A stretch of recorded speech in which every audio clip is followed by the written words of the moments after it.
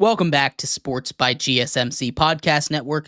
I'm your host, Jeremy Lapidus. Today is Friday, November 15th. If you were just tuning in, we've just gone over the NFL and college football game picks for this weekend. It should be an absolute incredible weekend of football.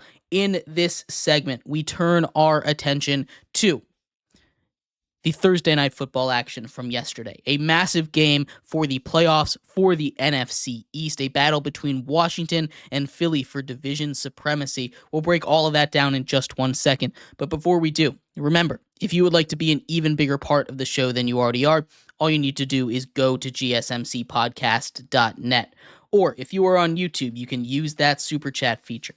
If you do either of those two things, a message should pop up on the bottom of the screen for you, me, and everybody else around the world to see. If you do have a burning question about sports, anything at all that you would like to ask, go ahead and throw that in the comments. Throw it in the chat. I will get to it as soon as I possibly can.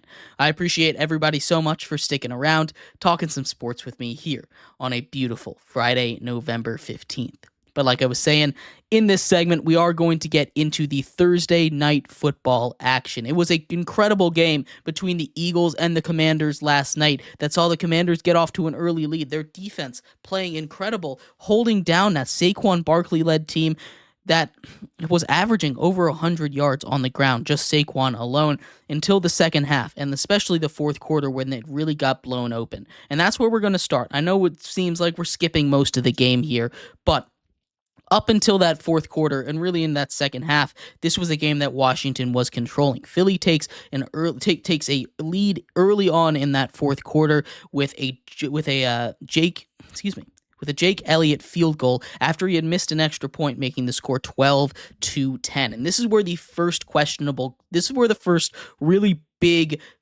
call of the night comes in. After a dump off, after the Washington Commanders had been driving down the field, led by Jaden Daniels, dump offs to running backs, tight ends. Terry McLaurin had his first and only catch of the night on this drive. They made a questionable call about the spot of the ball. A first down that looked like it was a first down catch and run that looked like it resulted in a first down to me when I was watching.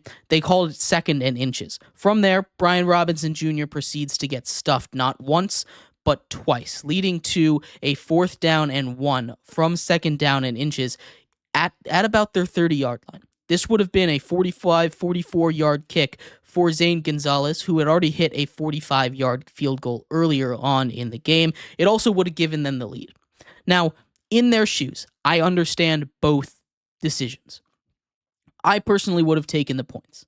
You have the ability to take the lead in the fourth quarter against a team that just has the better talent than you, that you've been playing really good defense against. You'll get the ball back with the lead. And I understand the idea that Dan Quinn had, trust the offense. Unfortunately, it turns into a disaster play. 4th and 1, looks like they're going to run some kind of counter play, something like that. Snap gets bobbled by Jaden Daniels at the line. He tries to make something out of nothing, gets absolutely stuffed behind the line, and the Eagles take over on downs. From there, they march down the field a little bit. A wide open pass from Jalen Hurts to tight end Dallas Goedert. He finds a seam, starts running down the sideline, and then a punch out by this Commanders team gives them hope for a second before the backup tight end Grant Calcaterra comes in and picks up that fumble. That was the second big play of the game. Immediately after that, Saquon Barkley runs in his first touchdown, eclipses the 100-yard mark, and at that point, it is a 2-possession game. It's now a 9-point game instead of it being a 6, potentially 7, which I assume Nick Sirianni would have gone for 2 if they had scored after, scoring a touchdown on the next drive if the Commanders had kicked that field goal. That changes the entire face of the game right there. Commanders are not out of it yet, though. Jaden Daniels, who's led a couple miracles earlier this season, of course, that Hail Mary, they go out there and immediately interception leads to another long Saquon Barkley touchdown. Now you're down by 16. It's not looking good. They're able to drive down the field. It takes a lot of time off the clock, though. The Commanders got the ball with about 5 minutes to go in that game. They didn't get into the end zone until there was less than a minute. They held all their timeouts. Zach Ertz makes a beautiful catch in the back of the end zone, one of the better catches I've seen all season, getting his toes down, making sure he's in bounds on a 2-point conversion that was originally called incomplete to make it a one-possession game. They still need to get the onside kick. It doesn't go their way. Philadelphia Eagles escape with a win 26-18 for the division crown. Winner of that game would have been on top of the division. The Eagles now extend their lead in the division to 1.5 games right now. The Washington Commanders needed that one. They've been on a little bit of a skid since their last win against the Bears. They've lost now 2 tight games to the Steelers and the Eagles. Those Pittsburgh teams, or excuse me, those Pennsylvania teams, giving them a little bit of trouble here.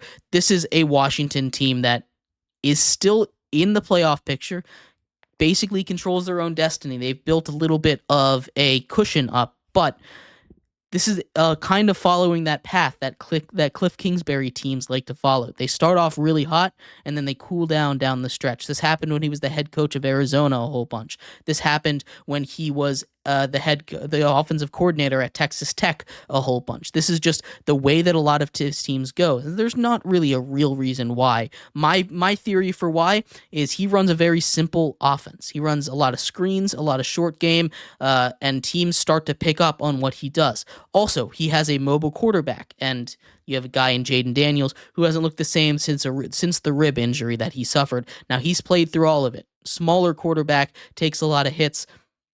He's a guy that I think isn't 100% right now, but he's still good enough to go out there and play, and it's really cool to see. This is going to be a tough finish for them, and I think they need to change something up a little bit. Obviously, I'm not calling for anybody to be fired over there in Washington, but this is a team that needs to take a look in the mirror and try and diagnose why they've gone on a little bit of a losing streak right now. As for the Philadelphia side, that was a historic win for them. This is the first time in history they've been 8-2 or better in 3 straight seasons. Nick Sirianni has coached this team very successfully. Now, I have my gripes with him. I don't think he's a very good coach, but the talent in that Eagles organization is unmistakable. You can go bar for bar with just about every single team in the NFL, and I think the Eagles, just by talent alone, might have the most talented roster in all of football. Now, you can call me crazy for saying that, but I think I take the skill position trio, top 2 wide receivers and running back from the Eagles. You can throw the quarterback in there maybe, over just about any other combo. A.J. Brown, Devonta Smith, that is a deadly duo right there.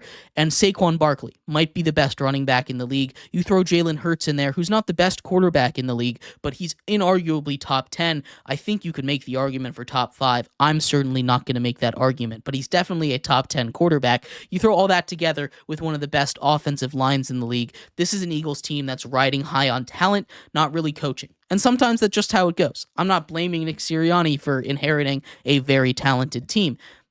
That's just how it goes sometimes. You get lucky sometimes. I still don't think he's a great coach, and I think the Eagles could be better if they had a real coach at the helm. But they're going to do what they're going to do. They're going to win games, and they are a serious threat to get that number 1 seed in the NFC. You, of course, have the current number 1 seed, the Lions, who have looked pretty vulnerable over the last couple of weeks. I think the Eagles have looked like the best team in the NFC recently, especially after this win. Now, the Packers are still up there in that division, but we take a look at those other teams in the NFC. I think the Eagles are undoubtedly one of the top 3, top 4 teams in the NFC as it stands right now.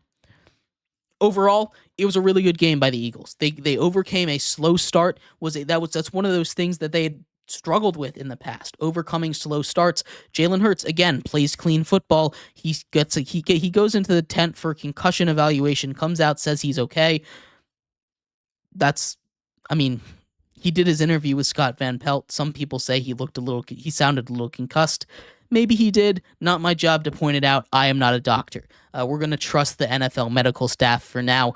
But it was a huge game for the Eagles. They grab a very tight hold of the NFC East.